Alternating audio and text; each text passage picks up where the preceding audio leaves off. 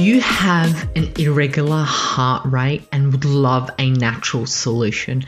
Hello, my successful and healthy earthlings. Mihaela Ragush here, naturopath and founder of the Natural Health Podcast. In today's episode, I'm going to share with you an insight into an irregular heart rate and also a high heart rate and what you could do to possibly assist with that. And at the end of this episode, I'm going to give you an opportunity to join a health and success-oriented community by joining the newsletter below. Welcome to the Natural Health Podcast. Will bring awareness to sustainable health in the business hustle space. Natural Health Podcast is perfect for the high-performing, business-minded individuals who want to work with their biochemistry to achieve optimal health and success. It's Wednesday, which means it's time for this week's What Would I Do question. In today's episode of Natural Health Podcast, we'll discuss this week's question. All questions are kept confidential. I read them and answer them as if it was me. That's what's called What Would I Do. The information provided is not to be taken as advice and is solely for information purposes only. I'm not here to cure, treat, or provide medical advice. I'm here to educate and inform you so able to take steps towards optimal health. Please discuss any medical issues or healthcare changes with your healthcare professional. Let's get into today's question. Today's question reads out like this. I have an irregular heartbeat and have been to the hospital a number of times due to a heart rate in the 200s. Are there any natural remedies to help out with this? Thank you so much for writing in. I can just imagine how stressful it may be to end up in hospital and have such a high heart rate. And it's not considered as normal to have a heart rate in the 200s if we're just sitting down. Even if we're exercising, that's an extreme. And for you to end up in hospital, I can sympathize with that and I can understand where you're coming from. But let's look into irregular heart rate. Okay, heart rates vary from person to person. We need to understand that. It's actually highly beneficial for you to know your resting heart rate. What is your normal heart rate? Because if your normal heart rate is 50 and it goes up to 200, that's a dramatic increase. If your normal heart rate is about 100 and it increases to 200, that's not as, it is still bad, but not as bad as someone that had 50. So it's really important to understand and know what your heart rate is. Don't get me wrong, a heart rate of 200 is bad for anyone or it's dangerous for anyone. But what I'm trying to say is it's important for you to know your heart rate. Arrhythmia is a fault in the heart electrical system and it affects your heart pumping rhythm. Arrhythmia is a fault in the heart electrical system which affects your heart pumping rhythm. Heart arrhythmias are a range of conditions which have a range of outcomes. Common symptoms include shortness of breath, weakness, dizziness, lightheadedness, fainting, or even feeling of fainting, a heart racing or palpitations, and a chest pain. Arrhythmia has a range of abnormalities. It's controlling its pumping rhythm. They're classified, but where they start they start in the atria or ventricles. They're also classified by the speed of the heart rate. For fast heart rate, it's tachycardia. For slow, it's bradycardia or irregular heartbeat. There are many types, okay? So from the heart rate is too fast, it's called tachycardia. For adults, a heart rate is generally defined as a heart rate over 100 beats per minute. That's what I was saying. If it's high, it's over 100, but yours being 200, Paul, that's crazy. However, what's considered too fast may also depend on your age and your overall health and what's happening. So the thing is that experiencing tachycardia may be temporary. Some people causes of tachycardia include an underlying health condition, anxiety, stress, fatigue, heavy caffeine consumption, heavy alcohol consumption, an electrolyte imbalance, fever, intense exercise, side effects of medication, cigarette smoking, even certain drugs such as cocaine. Tachycardia, which is, I believe, what might be happening to you. I'm not 100% sure, but it sounds like, fast heart rate can be a cause of underlying health issues such as anemia, congenital heart disease, a heart disease that's affecting blood flow, hypothyroidism, a thyroid issue, even injury to the heart, or even heart attacks. So some of the now that we know a little bit about it, and I can go into so much more detail, but just an overview, some of the questions that I would ask myself is do you have anxiety? Okay, do you suffer from current stress? What's your current stress level? Or thinking about the times that you have ended up in hospital, what happened the day before? What happened the day off? Was it a stressful event? What was your stress out of 10? Did you get enough sleep? Did you have anxiety? Kind of figure out and write it down. Try to remember as much as possible what's happened around that time that, your heart rate went to 200. Are you currently overweight?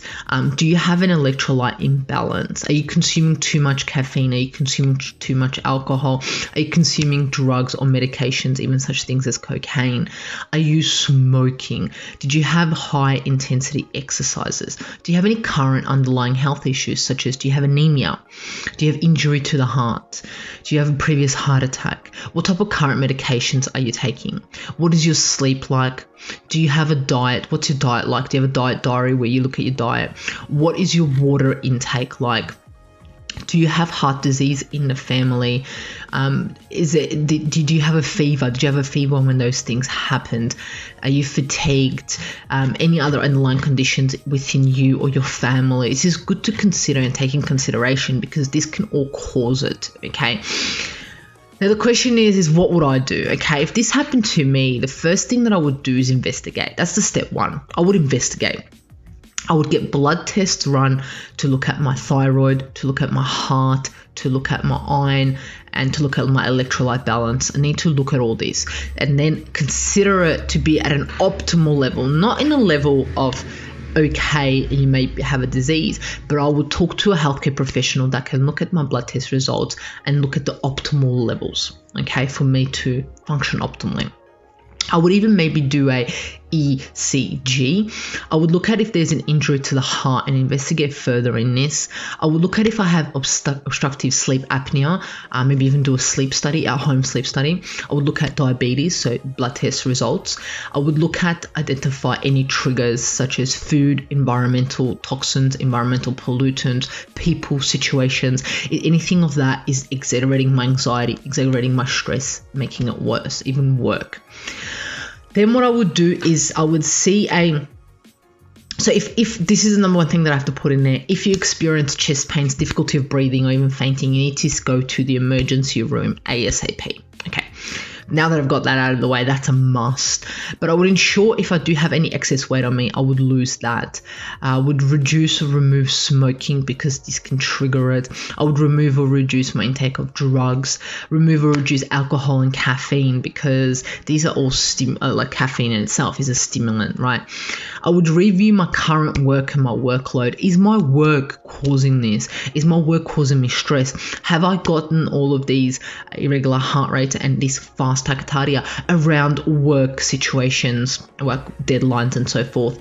And then I would go on a holiday, right? I would absolutely go on a holiday, relax or do things that relax me, getting a facial, getting a massage, do relaxation breathing techniques, anything that can reduce my heart rate and not going to regulate my heart rate. But I would also find out what is my heart rate, what's my average heart resting rate. I would ensure my sleep is on point, as this can trigger it. My sleep needs to be on point. Keep a diary on my sleep. I would reduce my stress by doing activities such as breathing, walking, being in touch with nature, removing things and people out of my life that stress me out because I don't need that. I don't need that stressful events, that anxiety around me that causes my heart to pump harder and that essentially it makes me end up in an emergency hospital. Why do I need that? I don't need that. The thing that is most important, and I left that to last, but this is something to really look into, is ensure I have my electrolytes balanced. A lot of people don't talk about that. For our heart to pump, it needs electricity. For us to create electricity in our body, we need electrolytes. We need sodium, calcium, potassium, chlorine, phosphate, and magnesium. This needs to get tested in our body. What are our current levels of it? Even if we need to understand what our levels are in it, because this can cause an irregular heartbeat. It can increase our heart rate also. And this ensures that I would talk to a healthcare professional to ensure that I'm taking the right magnesium, the right calcium, the right potassium, right sodium, and so forth at the right time, at the right dosage for me. This is absolutely key. I would consider running a blood test with an overall test, including those things that I mentioned at the start, and ensure that they're on point. So there you have a little rough 10 minutes on what I would do if this is something that I had. Please ensure that you share this episode with anyone that you believe it could benefit. And if you have any questions, please feel free to contact me at mahela.raguz on Instagram, and hopefully I'll be able to answer your question and feature on a Natural Health podcast. So there you have it. Do what you do best. Love, like, share the Natural Health podcast. And remember, the missing link between failure and success is your health.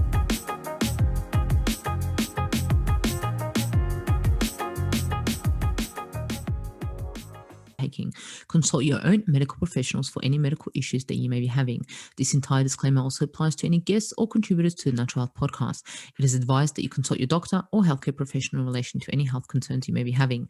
Mahela Raguse does not take responsibility for any health consequences which occur from a person listening, viewing, or reading this content. Under no circumstances shall the Natural Health Podcast, Mahela Raguse, any guests or contributors to the Natural Health Podcast, or any employees, associates, or affiliates of Mahela Raguse be responsible for damages arising from the information provided on the Natural Health Podcast.